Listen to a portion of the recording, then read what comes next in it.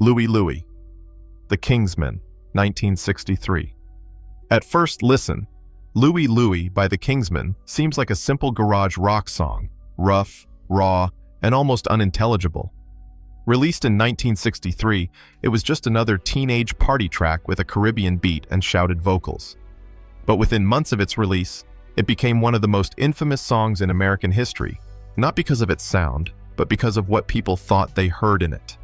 Parents and teachers began circulating rumors that the slurred lyrics were filled with obscene and immoral messages.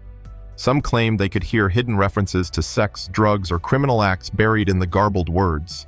Teenagers caught up in the rumor traded secret lyric sheets, each one more scandalous than the last. The panic grew so widespread that the song drew the attention of the Federal Bureau of Investigation. For more than 2 years, the FBI investigated Louie, analyzing recordings, playing the song at different speeds, and interviewing witnesses. In the end, their conclusion was anticlimactic. The lyrics were simply too muddled to make out, and there was no evidence of obscenity. The scandal was built on nothing more than misheard words and the fears of adults about youth culture. Ironically, the controversy only made the song more popular. Louie climbed the charts and became a defining anthem of garage rock. Its sloppy, do-it-yourself sound inspired countless bands, from the Stooges to the Ramones, and its legend grew bigger than the song itself. Today, Louie is remembered less for its actual content than for the hysteria it caused. What was intended as a fun, upbeat party song ended up at the center of a moral panic and a federal investigation, proving that sometimes controversy doesn't come from what a song says, but from what people think they hear. I Shot the Sheriff, Bob Marley, 1973. When Bob Marley and the Wailers released I Shot the Sheriff in 1973, it quickly became one of reggae's defining songs. On the surface, the lyrics told a simple story. A man accused of murder admits to shooting the sheriff, but denies killing the deputy. Yet behind those words lay layers of meaning that sparked debate and controversy for decades. Many listeners interpreted the song as a metaphor for resistance against oppressive authority. In Jamaica, where Marley grew up, clashes between poor communities and corrupt law enforcement were common. The sheriff was seen as a symbol of systemic injustice, making the narrator's defiance a rallying cry for the powerless. For fans, it was an anthem of rebellion and survival. But for critics, particularly in the United States, the song glorified violence against police. Radio stations hesitated to play it, and some politicians condemned it as dangerous. Bob Marley himself often hinted that the lyrics were symbolic rather than literal. Some close to him claimed that the sheriff represented oppressive forces that tried to control his life, while the deputy symbolized false accusations. Others suggested it carried a more personal meaning. Marley allegedly told friends that the sheriff stood for doctors who pushed birth control on his partner, something he opposed. The controversy only deepened when Eric Clapton covered the song in 1974. His version topped charts worldwide, bringing Marley's message into the mainstream, but also raising questions about cultural appropriation and whether the song's rebellious spirit had been softened for Western audiences. I Shot the Sheriff endures as one of Bob Marley's most iconic works, not just for its rhythm, but for its message. It forced listeners to wrestle with issues of justice, power, and interpretation. Was it a confession, a protest, or a metaphor? The ambiguity made it controversial and unforgettable. God Save the Queen, The Sex Pistols, 1977.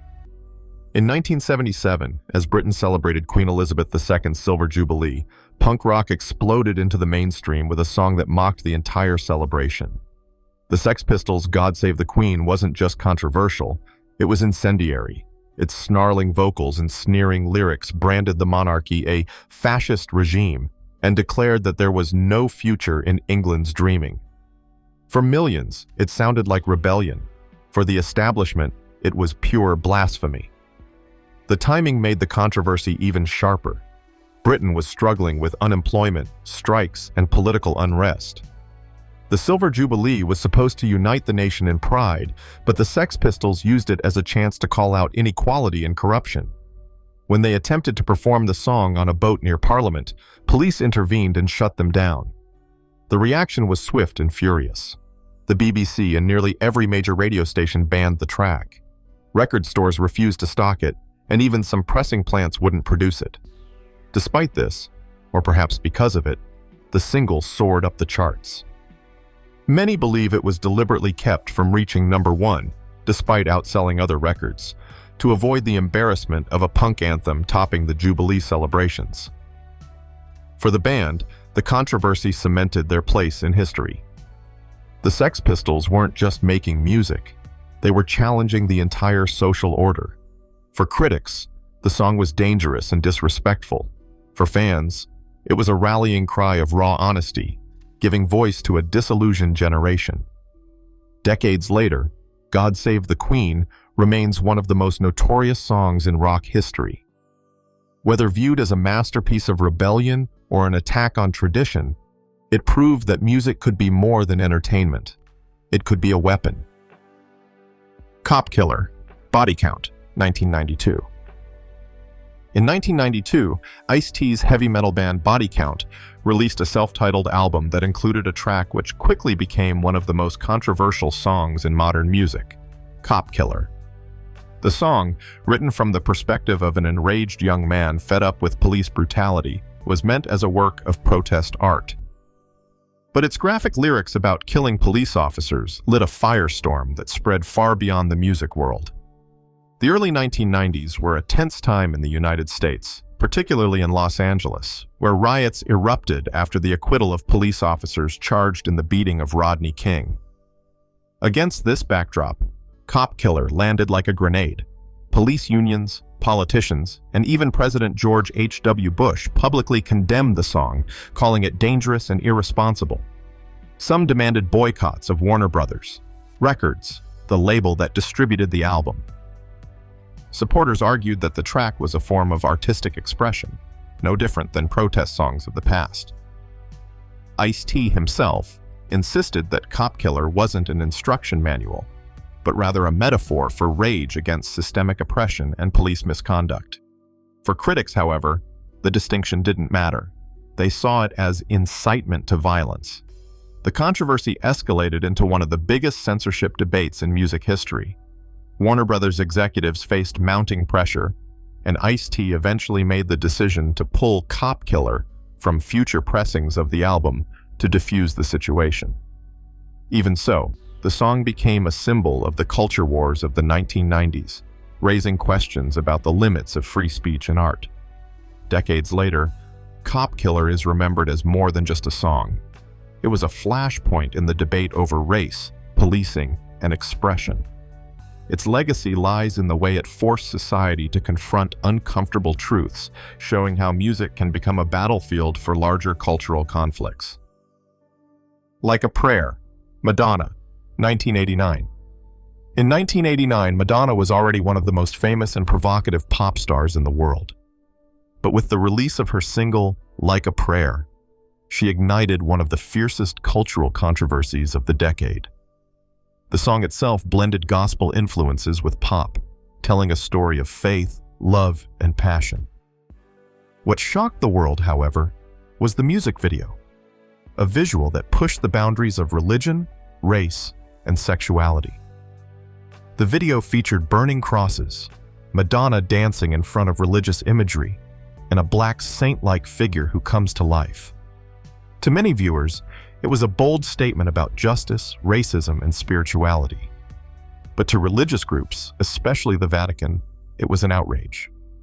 They accused Madonna of blasphemy and sacrilege, condemning her for mixing sacred symbols with sexuality. In some countries, the video was banned outright. The controversy went beyond music criticism. It hit Madonna financially. Pepsi had signed her to a multi-million-dollar endorsement deal and used Like a Prayer in a global commercial campaign. Within days of the video's release, religious backlash forced Pepsi to pull the ads, ending the sponsorship entirely. Madonna, unfazed, embraced the scandal, framing herself as a fearless artist willing to challenge authority and taboo. For her fans, Like a Prayer became one of her most powerful statements, celebrated as a piece of art that tackled themes of oppression, race, and personal freedom. For critics, it was just another stunt to provoke outrage and sell records. Either way, the controversy worked. The song topped charts around the world and remains one of Madonna's signature hits. Like a Prayer proved that music videos could be more than just promotional tools. They could spark debates about faith, identity, and art itself. And in Madonna's case, controversy only fueled her reign as the Queen of Pop. Imagine, John Lennon, 1971. When John Lennon released Imagine in 1971, it was hailed as a hymn for peace. With its simple piano melody and utopian lyrics, the song invited listeners to picture a world without war, religion, or possessions, a vision that seemed radical but hopeful. Over the decades, it has become one of the most iconic songs of the 20th century. Yet its message, while inspiring to many, has also made it one of the most controversial. To its supporters, Imagine is a timeless anthem of unity. It was embraced by peace activists, used in anti-war movements, and played at global events, from memorials to the Olympic Games. Its message of imagining no countries, and no religion too, resonated during a time of conflict, particularly the Vietnam War era. But the very lines that made it powerful to some made it offensive to others. Critics accused Lennon of promoting atheism, communism, and unpatriotic ideals.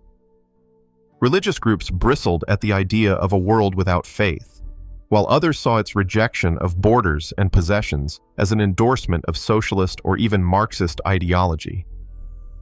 In the United States, particularly during the Cold War, some labeled it naive at best and dangerous at worst. Adding to the controversy was Lennon himself. He lived in luxury in New York while asking others to imagine no possessions. Detractors saw hypocrisy in his lifestyle, arguing that the song's message was undermined by his personal wealth. Yet Lennon often acknowledged this contradiction, framing the song as a dream, not a literal command, meant to challenge people to think differently. Despite the debates, Imagine remains one of the most performed and covered songs in history. Its controversy only underscores its power. Few songs have dared to reimagine the world so boldly, and fewer still have sparked such lasting discussion about what peace, freedom, and unity might truly mean. Money for Nothing, Dire Straits, 1985. When Dire Straits released Money for Nothing in 1985, it became one of the defining songs of the decade. With its catchy guitar riff and satirical lyrics about rock stardom, the track topped charts worldwide and helped launch MTV into the mainstream with its groundbreaking animated video. But hidden in its success was a storm of controversy that has followed the song for decades. The lyrics, sung from the perspective of a working-class man watching glamorous rock stars on television, mocked the music industry's excess. Lines like, "That ain't working, that's the way you do it," captured envy and cynicism about fame and wealth. Yet the song also included a homophobic slur, used to describe one of the musicians on TV. At the time, few mainstream listeners batted an eye, but by the 2000s, the lyric drew sharp criticism. In 2011, the Canadian Broadcast Standards Council ruled that the original version of Money for Nothing was unacceptable for radio play because of the offensive term.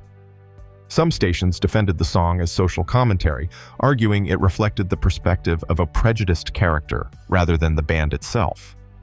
Others saw it as perpetuating harmful language, regardless of intent. The debate reignited questions about how to handle classic works of art that no longer fit modern cultural standards. Despite the controversy, the song has remained a classic. Many radio edits replace or bleep the offending word, while some performances change the lyrics entirely. Mark Knopfler, Dire Straits frontman, has said the lyric was meant to reflect real conversations he overheard, not his own beliefs, but he later acknowledged the sensitivity of the issue. Money for Nothing continues to spark debate over the balance between historical context and contemporary values. Was it satire, or was it offensive? Either way, the controversy has cemented its place as more than just a catchy tune. It's a snapshot of how attitudes in music can age, for better or worse. Blurred Lines, Robin Thicke, 2013. When Robin Thicke released Blurred Lines in 2013, it instantly became one of the biggest pop hits of the decade. The track, featuring Pharrell Williams and T.Y., topped charts worldwide, selling millions of copies and dominating radio play. Yet just as quickly as it rose to fame, it became mired in one of the fiercest music controversies of the 21st century. At the heart of the scandal were the lyrics and accompanying music video. Lines like, "I know you want it," struck many critics as perpetuating rape culture, suggesting consent was ambiguous or unnecessary. The video, which featured scantily clad models dancing around fully dressed men, further fueled accusations of sexism and exploitation. Universities across the United Kingdom banned the song from campus events, while feminist groups staged protests, calling it dangerous and regressive. The backlash extended beyond its sexual politics. In 2015, a U.S. court ruled that Blurred Lines had unlawfully copied elements of Marvin Gaye's "Got to Give It Up." The lawsuit resulted in one of the most expensive plagiarism judgments in music history, costing Thicke and Pharrell over $5 million. This ruling reshaped the music industry, sparking debates about what constitutes inspiration versus infringement. Despite the controversy, Blurred Lines remained inescapable during its peak, highlighting the complicated relationship between pop culture, popularity, and criticism. To some, it was just a catchy summer anthem. To others, it became a symbol of the darker side of the music industry, a case where commercial success clashed head-on with cultural values. Today, Blurred Lines is remembered less for its chart dominance than for the debates it ignited. It forced both listeners and artists to confront uncomfortable questions about sexism, consent, and originality in music. Its legacy is a reminder that even the most danceable hits can spark the loudest controversies. From innocent-sounding hits to songs accused of corruption and immorality, music has never been free from controversy. Thank you for watching. If you learned anything, let me know by liking the video and comment below on what you would like to see in the future. History never runs out of surprises, and neither do we. So subscribe and join me for the next dive into the archives.